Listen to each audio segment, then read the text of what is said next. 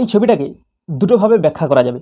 প্রথমে তো কেউ বলতে পারে, দেখো লোকটা কত নম্র, কত ভদ্র, অন্য মহিলার দিকে তাকায় না, নিচের দিকে মুখ করে প্রশ্নের জবাব দিচ্ছে।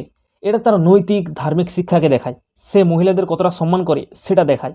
আবার কেউ বলতে পারে, এ কেমন মানুষ, একটা মেয়ে তাকে প্রশ্ন করছে আর সে তার দিকে তাকাচ্ছে না, মহিলা সাংবাদিককে ইগনোর করছে, অসম্মান করছে। এই দুটো ব্যাখ্যা ডিপেন্ড করে তুমি কোন সংস্কৃতি আর কোন জায়গা থেকে আসো।